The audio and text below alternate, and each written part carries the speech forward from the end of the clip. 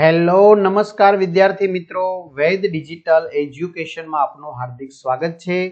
આજે આપણે ધોરણ 5 વિષય પર્યાવરણ આસપાસમાં પાઠ નંબર 2 જેની સ્વ અધ્યયન પોથીનું 100% ટાઈપિંગ સાથે સંપૂર્ણ સોલ્યુશન જોવાના છીએ। તો ખાસ વિદ્યાર્થી મિત્રો, ચેનલમાં નવા હોય તો ચેનલ સબસ્ક્રાઇબ કરી બાજુમાં આવેલા બેલ આઇકનને પ્રેસ કરો જેથી તમને અવનવા વિડીયોની માહિતી નોટિફિકેશન મળી શકે। વિડીયો લાઈક કરો, તમારા મિત્રો દોસ્તોને શેર કરો। તો બીજું ચેપ્ટર છે સાપ અને મદારી। પ્રશ્ન 1, મને ઓળખો। હું ગધેડું પાળું છું, તેના પર માલ સામાનની હેરફેર કરું છું, તો કુંભાર। હું ગાય ભેંસ ઘેટા રાખું છું, તેમનું દૂધ વેચી મારું ગુજરાન ચલાવું છું, પશુપાલક। રણમાં મુસાફરી માટે મારો ઉપયોગ થાય છે, ઊંટ। હું બળદ રાખું છું, બળદ મને ખેતીના કામમાં મદદરૂપ થાય છે, ખેડૂત।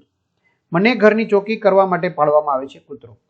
તો વિદ્યાર્થી મિત્રો, તમને ધોરણ 5ના તમામ વિષયના સરસ મજાના વિડીયો લેક્ચર મળી જશે પ્રશ્નોના જવાબ સાથે, બરાબર। તો શું મળશે બીજું, તો આપણી વેદ ડિજિટલ એજ્યુકેશન નામની એપ્લિકેશનમાંથી તમને 3 થી 12 ધોરણના તમામ વિષયના વિડીયો લેક્ચર, સ્વાધ્યાય, અભ્યાસ, પરીક્ષા માટે ઉપયોગી મટીરીયલ, અસાઇનમેન્ટ, સ્વાધ્યાયન પોથી, પ્રોજેક્ટ પ્રવૃત્તિ, પેપરો જુદા જુદા જિલ્લાના, તો ગૂગલ પ્લે સ્ટોર ઉપરથી જ્યાંથી ગેમ ડાઉનલોડ કરો ત્યાં જઈને વેદ ડિજિટલ એજ્યુકેશન નામની એપ્લિકેશન ડાઉનલોડ કરો।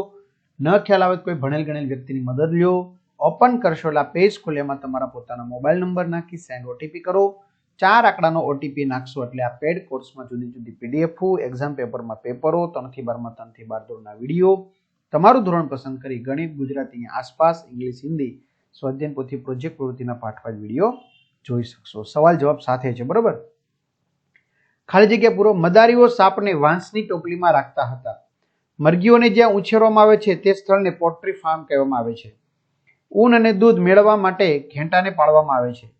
સવારી માટે ઘોડા, ઊંટ અને બળદ પ્રાણીઓનો ઉપયોગ કરવામાં આવે છે।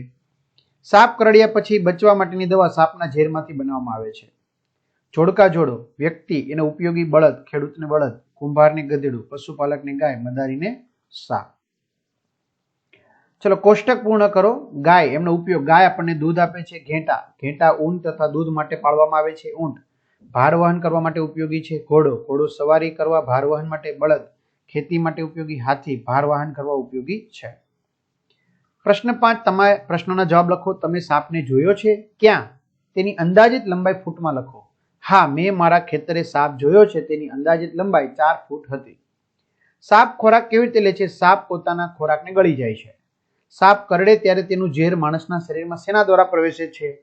સાપ કરડે ત્યારે તેનું ઝેર માણસના શરીરમાં સાપના દાંત દ્વારા પ્રવેશે છે। સાપને કેટલા દાંત હોય છે? સાપને 2 ઝેરી દાંત હોય છે।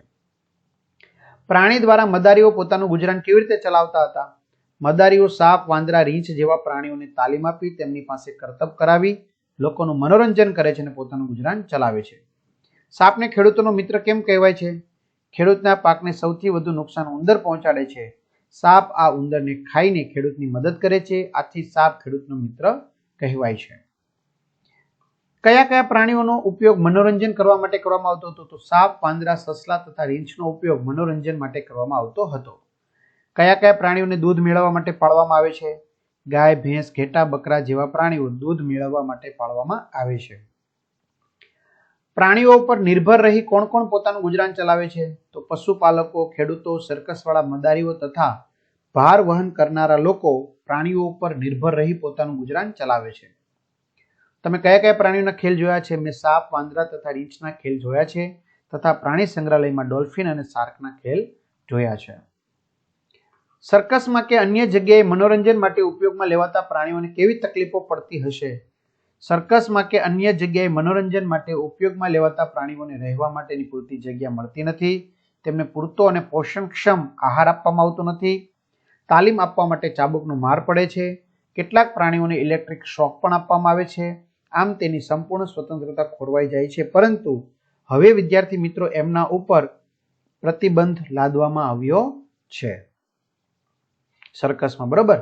તમને કોઈ પ્રાણીઓની જેમ ખેલ કરાવે તો તમને કેવી તકલીફ પડે તે વિચારીને લખો।